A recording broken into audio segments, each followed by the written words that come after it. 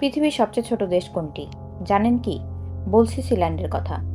Officially না হলেও unofficially এটি বিশ্বের সবচেয়ে ছোট দেশ। পৃথিবীর সবচেয়ে ছোট দেশ হিসেবে ভ্যাটিকান সিটি স্বীকৃতি পেলেও সিল্যান্ড ভ্যাটিকান সিটির চেয়েও আয়তনে ছোট। কিন্তু আপনি কি জানেন কেন সিল্যান্ডকে একটি স্বাধীন দেশ বলা হয়?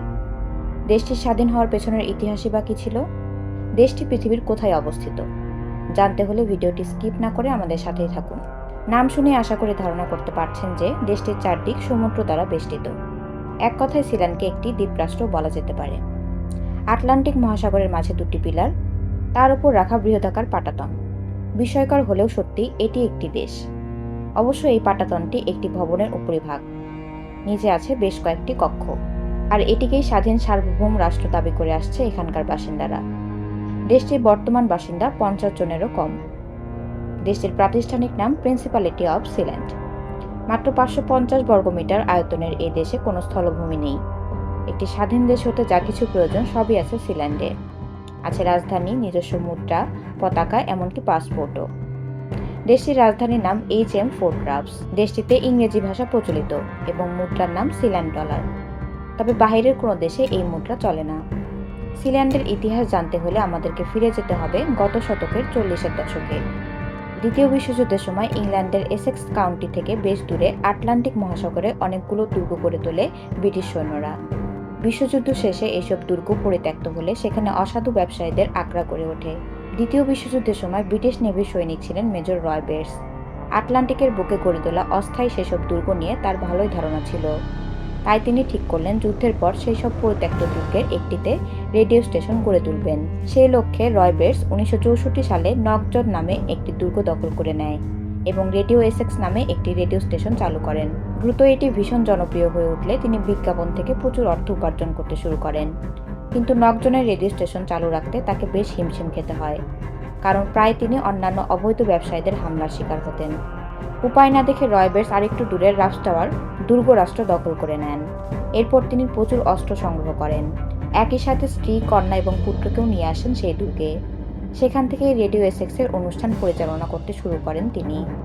ব্রিটিশ সরকার রেডিও স্টেশনকে অবৈধ ঘোষণা করে তা বন্ধ করে দেয়। সাথে তাকে বিপুল অঙ্কের অর্থ জরিমানা করা হয়। এই ঘটনায় ব্রিটেনের ওপর বিরক্ত হয়ে যান রয় বেটস।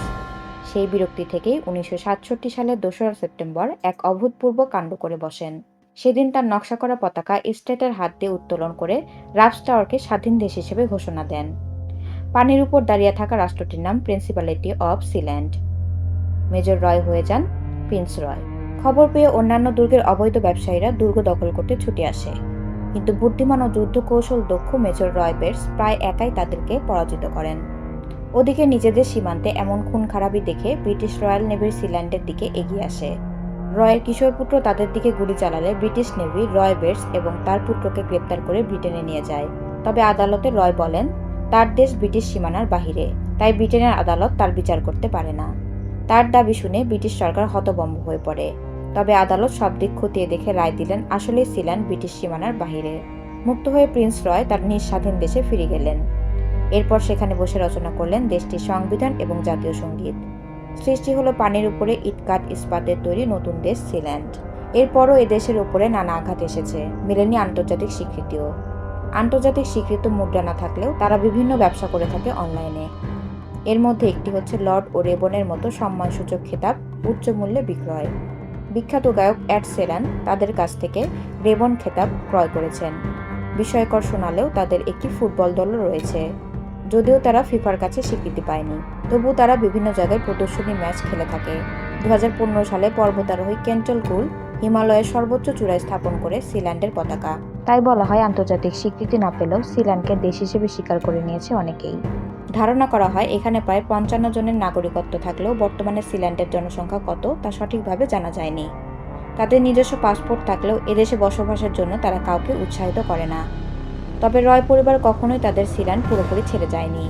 2012 সালে রয় বেটস মারা গেলে এরপর তার পুত্র মাইকেল বেটস সিল্যান্ডের যুবরাজ এবং শাসকের পদমর্যাদা লাভ করেন। যদিও বর্তমানে বেশিরভাগ সময় তিনি স্ত্রী ও পুত্রদের সাথে যুক্তরাজ্যে বসবাস করেন। তবে এখনও সিল্যান্ডের স্বীকৃত শাসক মাইকেল বেটস।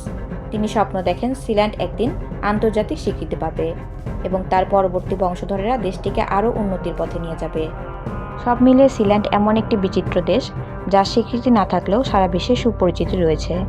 রাষ্ট্রটি একদিন আন্তর্জাতিকভাবে প্রতিষ্ঠিত হবে এমনটাই কামনা করেন এখানকার শুভাকাঙ্ক্ষীরা। যদি আমাদের ভিডিওটি আপনার ভালো লেগে থাকে লাইক ও শেয়ার করে ছড়িয়ে দিন আপনার বন্ধুদের মাঝে।